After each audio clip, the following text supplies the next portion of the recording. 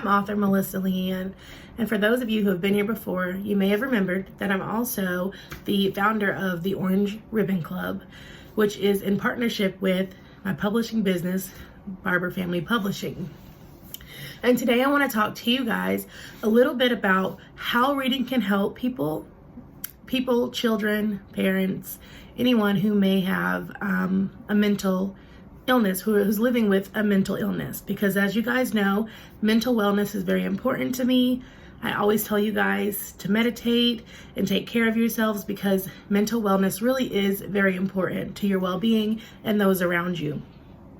Before I start though, I want to tell you guys a little bit about what made me create my book, ADHD, the help we so desperately needed, and how I believe that reading can help children, especially in this video. So I was actually studying to become a peer support worker, a North Carolina peer support worker. I was actually done with my training. I still needed to get 20 more hours left, but I was done with the initial training. So you have to do the initial training first. It's like 40 hours.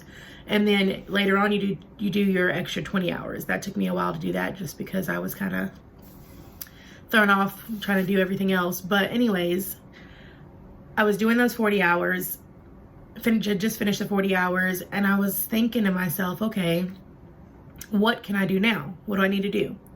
Well, my son actually came in and he was having a huge fit. I mean, and it was crazy. He's 10 years old. So, well, he was 9 at the time, but he's 10 years old. He was having a fit, and I got to thinking about some of the things that I went through in class, and I was thinking, you know what? He really does exhibit the signs of ADHD. So I had remembered that we had taken him before to be diagnosed for autism and ADHD, and they said that he may have Asperger's, but it no longer is on the spectrum. Sorry, I'm stuttering.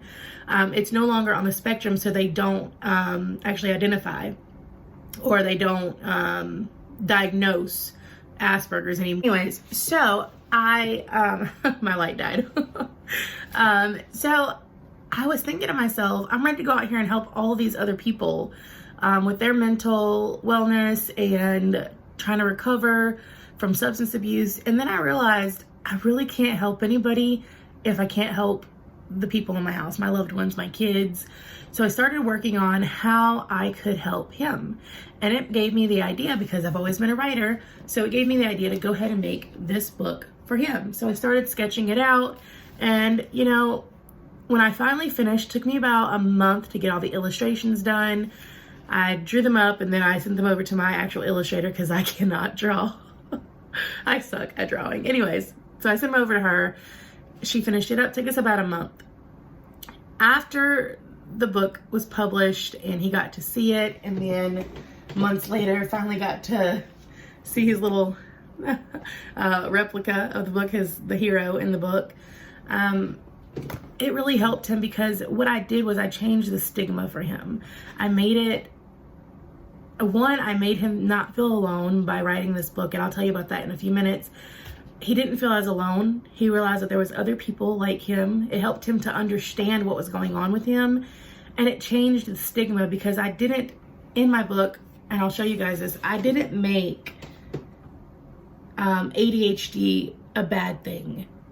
Because a lot of people will say, oh, well, they have a mental illness. But that's not true. They're living with a mental illness, but it doesn't define them as a person. So what I did was I made him a good guy in this book. So he's actually the superhero here, as you guys can see. It was just luck that I turned to that page. And the bad guy is, as you can see, evil Dr. Eggland. And that helps change that stigma to know that the ADHD isn't the problem. It's this bad guy, ADHD. I'm not ADHD, sorry. I just messed that up, didn't it? It's the bad guy, Dr. Eggland. He's the one who is pushing out all these bad thoughts and actions. And it's ADHD's job to swoop in and help Aiden to rethink what needs to happen. It also puts Aiden in a situation where he can't blame everything that he's doing on the ADHD. He actually has to work with ADHD to get better. It gives him responsibility, makes him acknowledge, hey, I'm acting out, or I'm doing something that I'm not supposed to be doing, or I'm super hyper right now. I need to stop, think, and decide, which is actually, if I can find the actual page for it, we made the stop, think, and decide for him. It's actually, we use it here in the house. We have a huge poster of it. We use it at the school. They integrated it at the school. So it actually helps him to stop what he's doing, think about what he's doing, and then gives him the time to decide if he's going to help ADHD do something good or something bad. So that's a little bit of why I created this book and what it has done so far, and how reading can help, which is the whole point of this video, is how reading can help other kids. It helps them to not feel so alone. It helps them to understand the problem that's going on, or not the problem, I don't want to say that because that's stigmatizing still. It helps them figure out a solution to whatever is going on, or gives them an outlet. Also, reading can be interactive, which I made this one very interactive as far as the stop, think, and decide. I even put in the very end a poster for you and your child to color together and make your own stop, think, and decide. And I'm actually doing a promotion right now, so if you like and subscribe, and then you go pre-order my book, I'll actually send you a whole coloring book for this and a personalized poster with that on there, or a printable poster on there, printable. So I'll email that to you, and that way you can print off your own stop sign for stop, think, and decide. Also, when your child is reading, there's something called interactive bibliotherapy. Now, I am not well versed in this, but I do know the basics, and I'm sorry, I'm looking at my notes here, but so interactive bibliotherapy or insight into the special issue or situation that the child is experiencing. And then the book is used to as an interactive tool, which is exactly what I wanted this book to be, was an interactive tool so that it could help him. And I even further made it interactive by adding, you'll see these little orange ribbons throughout the book. And at the very end, you and your child can go back and count them. And this is even a great way to stop what they're doing and think about it. The point of stop, think, and decide is to give them, it's not a timeout, because I never thought that timeout worked. I have 7 kids. It works in some situations, but it's not a go-to all the time. And in fact, on the disciplining pyramid, it's actually at the very top as like the worst punishment. I don't like timeout. I think that what we need to do is stop what we're doing, think about how it's affecting us and other people around us, and it gives them that time to regroup. It's almost like counting to 10 during the thinking portion, the yellow light. It's actually your time to sit there, to breathe in and out, take your breathing, 10, 20, however many you need, and just de-escalate. I think that it actually works so well with our children, especially the ones that are living with mental, disabilities or mental illnesses. So I think we actually have two right now that are diagnosed with ADHD, and one, she's not diagnosed yet, but I do believe that she's got anxiety and depression. And I'll be honest, this works for her as well. This book is not just for people with ADHD. But anyways, moving forward, it can help children gain understanding into their special situation. And that was my main goal with this, was to help him gain understanding and understand that he's not alone. I even put in here, it's really lucky I turned to that page again. Could you say that?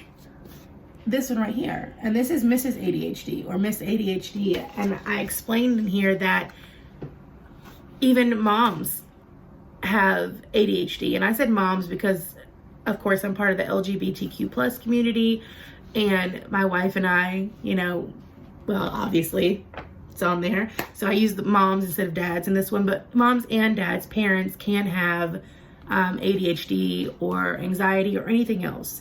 So this isn't just for them. These tools are not just for the children, they can be for the adults as well. And that helps your child not to feel so alone.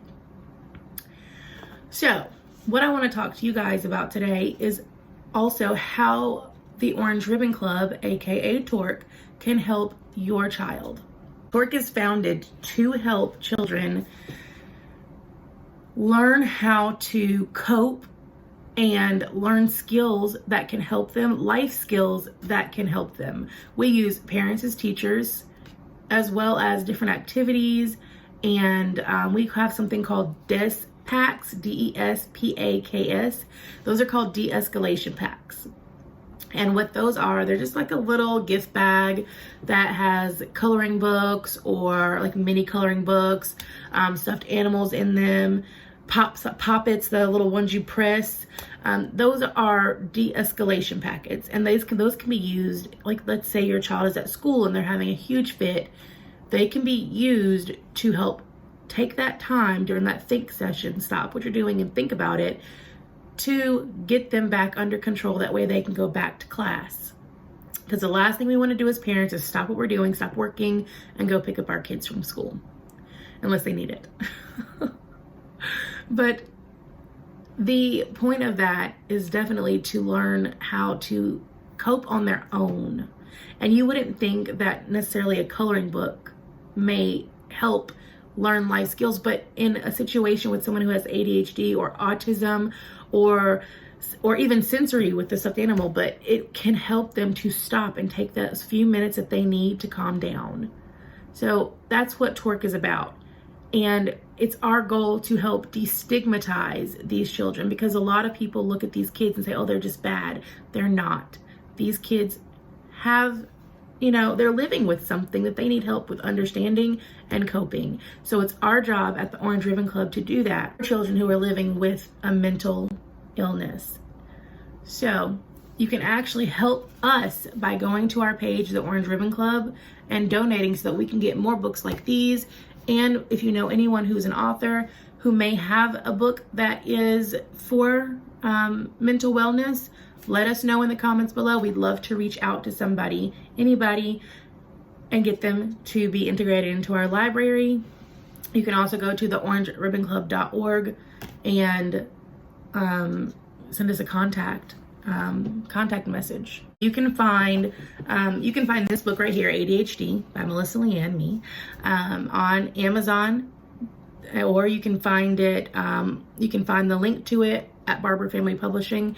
I want to say that it's cheaper on Amazon. I think it's about $9.99, or if you have Kindle, I believe it's free.